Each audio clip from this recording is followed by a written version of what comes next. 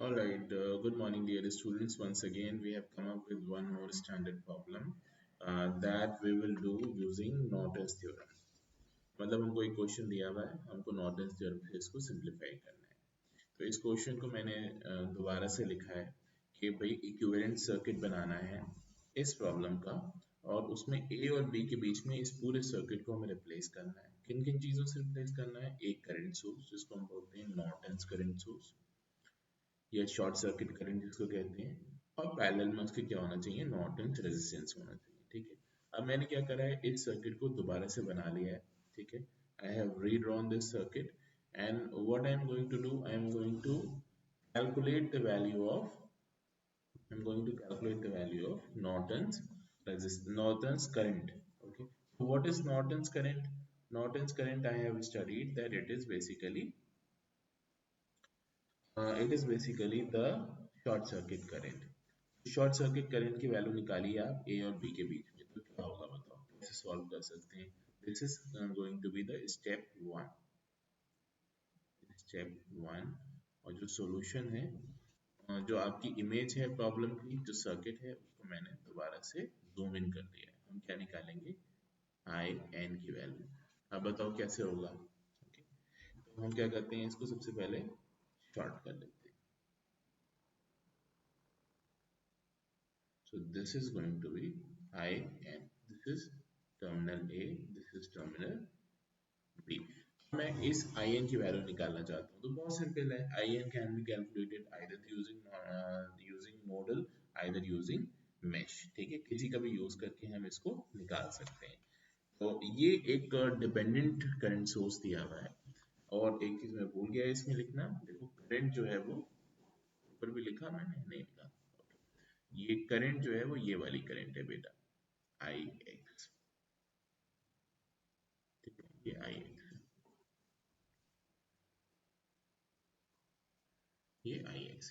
ठीक है, तो ये आई एक्स जो है ये इसके ऊपर डिपेंड करेगी। अब बताओ कैसे कर सकते हैं? Think over it. Alright, so now the problem has come to this point that we have to calculate the value of Norton's current. Okay, तो Norton's current is the short circuit current। ठीक है, तो आप देखो इसको कैसे solve कर सकते हो आप। तो चल ठीक है, हम इस पॉइंट पे केसीएल लगा लेते हैं, कोई इशू नहीं है। तो देखिए कैसे लगाएंगे, इसको एक बार फिर से बना लेते हैं डायग्राम। हमें दो चीज़ें निकालना है, एक नॉर्टन्स करंट और एक नॉर्टन्स रेजिस्टेंस। ओके, इसको थोड़ा बड़ा कर लेते हैं। तो इस पॉइंट पे अगर आप देखो, तो इस पॉइंट को मान लो आप वी ए, मान क्या लो, ये है ही वी ए। ठीक है, ये वी ए हो गया। तो इस वी ए पे आप लगा दो, क्या लगाओगे बताओ? इस वी ए पे आप लगा दो केसीएल। ठीक है, तो एक करंट यहाँ से आ रही है, ये वाली करंट, इसको हम ब्लू से दिखाते हैं, ये करंट आ रही है। एक करंट यहाँ से आ रही है मान लेते हैं, और एक करंट यहाँ से जा रही है। इस पॉइंट का पोटेंशियल कितना होगा? देखो ये पॉइंट डायरेक्टली ग्राउंड से जुड़ा हुआ है। ठीक है, एक शॉर्ट के थ्रू, तो इस पॉइंट का पोटेंशियल कितना हो जाएगा? जीरो। अगर आप केसीएल लगाओगे तो आपको क्या मिलेगा? केसीएल एट, हम क्या निकाल रहे हैं? I N. ठीक है, केसीएल एट वी ए, कौन सी करंट होगी? 4 ix प्लस ये इनकमिंग करंट हो गई। ठीक है, आप यहाँ खड़े हुए हो, ये आपको आती हुई दिखाई देगी, ये भी आती हुई दिखाई देगी। इस पॉइंट का पोटेंशियल कितना है? 20। ठीक है, 20 minus V A, V A को अभी जीरो रख देंगे, 20 minus V A upon 10 is equal to I N. बस आई एन हमें पता चल गई। ठीक है, आई एक्स हम निकाल लेंगे इस वाली लूप से, इस लूप से हमें आई एन पता चल रही है साफ साफ। I X plus 20/10 is equal to I N. ठीक है, अब इस लूप में केवीएल लगाओ, तो 20 इक्वल टू क्या आएगा? 5 इंटू आई एक्स। ठीक है, कैपिटल मान लो स्मॉल मान लो, कोई फर्क नहीं पड़ता। I X is equal to 4। ठीक है, वो यहाँ रख दो, 4 into 4 plus equal to I N. I N comes out to be was 16 plus 2, 18.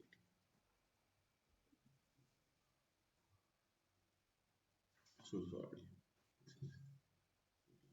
ठीक है। अब हमें क्या निकालना है, हमें निकालना है थेवेनिन्स रेजिस्टेंस आर एन। ठीक है, फिर निकालते हैं स्टेप टू। पहले यहाँ पर हम कॉपी कर लेते, पेस्ट कर लेते हैं डायग्राम को। ठीक है, इसको थोड़ा सा कर लेते हैं। ओके, अब हमें क्या निकालना है, स्टेप नंबर टू।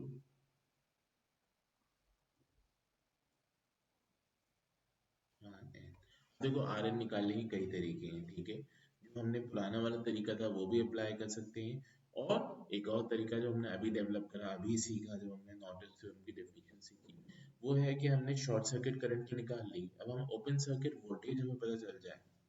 ठीक है, if we know the open circuit voltage this this if we know VAB, then we can calculate RN is equal to IN, sorry, VAB or VOC upon, ऐसे भी निकाल सकते हैं। ठीक है, ओपन सर्किट वोल्टेज निकाल लो और उस वोल्टेज को आप किसके बराबर कर दोगे, इसमें रख दोगे, इस फॉर्मूले में। आई एन आप ऑलरेडी निकाल चुके हो, आई एन की वैल्यू कितनी आई है, 18 ampere. Then you can simply calculate the value of R N. तो बताओ ओपन सर्किट वोल्टेज कैसे पता चलेगा, टेल मी। ऑलराइट, तो देखो सिर्फ इस लूप में ध्यान दो, मैं केवीएल लगा रहा हूँ इस लूप में, यहाँ से लेके इस जगह तक। ठीक है, मतलब यहाँ से लेके वापस यहाँ तक। तो in that particular case you think about this 10 ohm resistance, ये 4ix करंट यहाँ से आई, यहाँ ओपन सर्किट है तो कहाँ से जाएगी, यहीं से जाएगी। ठीक है, इस सर्किट के लिए। हाँ, ix यहाँ से हमें दिखाई दे रही है साफ साफ। ix की वैल्यू कितनी है, 20 equal to 5 ix। so ix is clearly 4 ampere, उसमें कोई दो राय नहीं है, ये आ गई 4 एम्पियर। अब हम इस 4 एम्पियर को यूज करेंगे इस लूप में केवीएल को। तो क्या हो जाएगा value, V A B again minus 10 into 4 ix minus 20 is equal to, V A B जो हमें निकालना है वो कितना आ गया, 20 plus 10 into 4 into ix, and that is 20 plus 10, 4 into ix is 4, so this is 20 plus 16 and into 10 160, so this is 180। तो आप बताइए आर एन कितना आ जाएगा, what would be the value of R N, R N is this much, so it is VOC we just now calculated 180 upon IN is 18, it comes out to be 10 ओम। ठीक है, ये कितना आ गया, ये 10 ओम आ गया। अब मैं एक और तरीके से इसको सॉल्व करता हूँ, आप ध्यान दो। ठीक है, जो पुराना वाला तरीका था जिसमें हम एक वोल्टेज सोर्स लगाते थे बाहर से, ठीक है, उससे भी सॉल्व करूंगा आपकी तसल्ली के लिए। ठीक है, answer will come out to be 18 which is the value of Norton's resistance। ठीक है, देखो ये सर्किट था। ठीक है, थोड़ा इसको जूम इन कर लेते हैं।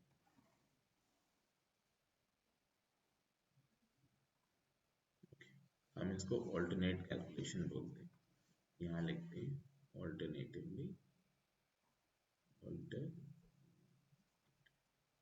रिकमेंडेड मेथड यही है, बट आप इस तरीके से भी देखो। ठीक है, जिससे आपको आसानी रहे चीज़ों को ग्रैप्स करने में, कैसे हम इसका कैलकुलेशन करते हैं। ठीक है, कैसे करते थे बताओ, हम सबसे पहले क्या करते थे, इसको शॉर्ट कर देते थे। We will remove the,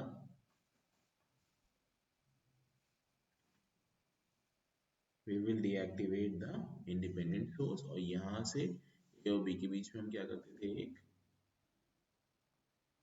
voltage source लगाएंगे, इंडिपेंडेंट वोल्टेज सोर्स, जिसकी वैल्यू हम वी वाई मान लेंगे और इसमें करंट जारी होगी आई वाई। आर एन की वैल्यू क्या होगी, R N will be equal to V Y by I Y, this we have to calculate.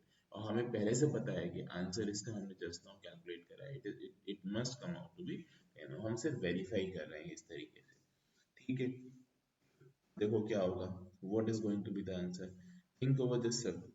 इस सर्किट के ऊपर आप ध्यान दीजिए, बोले सर आप बिल्कुल सही कह रहे हैं, जैसे आपने यहाँ पे शॉर्ट करा, इस शॉर्ट करने का मतलब ये है, ये आई एक्स क्या हो जाएगी, this I X is going to be zero, because इसके अक्रॉस ड्रॉप कितना आ रहा है जीरो। जब आप इस लूप में केवीएल लगाओगे तो 5 इंटू आई एक्स कितना होना चाहिए, जीरो होना चाहिए। अब भाई किसी रेजिस्टेंस के दोनों एंड शॉर्ट कर दोगे तो उसकी वैल्यू कितनी हो जाएगी, उसकी वैल्यू हो जाएगी जीरो। दैट मीन्स कोई भी करंट उसमें फ्लो नहीं करेगी, I X will not be equal to, I X will be equal to zero. जब वो जीरो होगी तो ये क्या हो जाएगा, ओपन सर्किटेड, ये करंट क्या हो जाएगी, जीरो हो जाएगी।